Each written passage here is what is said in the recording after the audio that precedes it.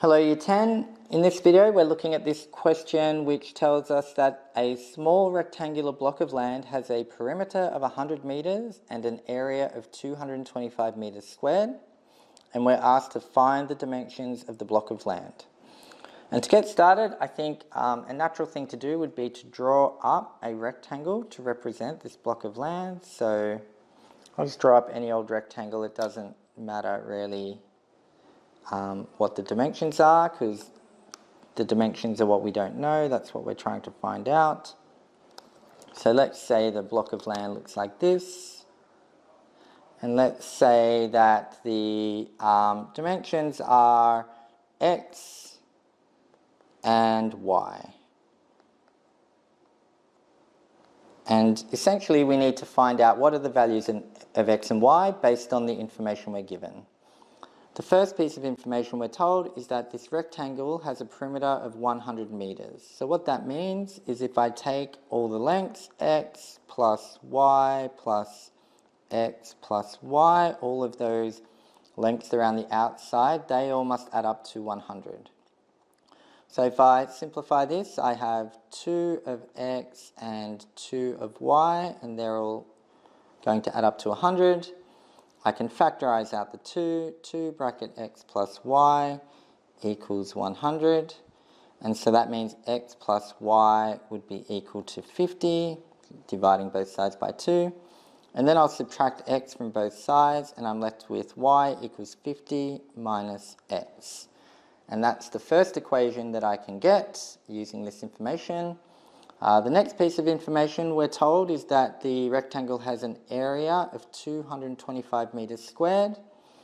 So that means if I take the dimensions and multiply them, x times y, I will get 225. So again, if I make y the subject, I'll divide both sides by x, and I'll have y is equal to 225 divided by x. And that's technically assuming that x won't be 0, but I think that's true because if x was 0, we wouldn't have a rectangle. So noting that x isn't 0, so we're not dividing by 0 here, we end up with two equations, both with y as the subject, so we can set them equal. If y is 50 minus x and y is also 225 divided by x, then those two expressions must be equal. So therefore, I can say that 50 minus x is equal to 225 divided by x. And now we simply go through the algebra to solve for x. And then once we know the value of x, we can substitute it back into either here or here to get the value of y. So to begin, I'm going to multiply both sides by x. So if I times the right-hand side by x and I times the left-hand side by x, noting that it's the whole left-hand side I'm multiplying, then the x divided by x on the right-hand side would cancel out. And on the left-hand side, I will have 50x minus x squared is equal to 225. I might get everything over to the right-hand side, so I will subtract 50x and add x squared. So on the left-hand side, I'll have 0, nothing left.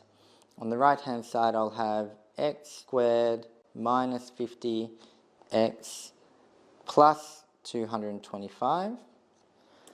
And I simply need to solve this quadratic. So again, I've got really three options here. I could use the quadratic formula, I could complete the square, or I could factorize and use the null factor law.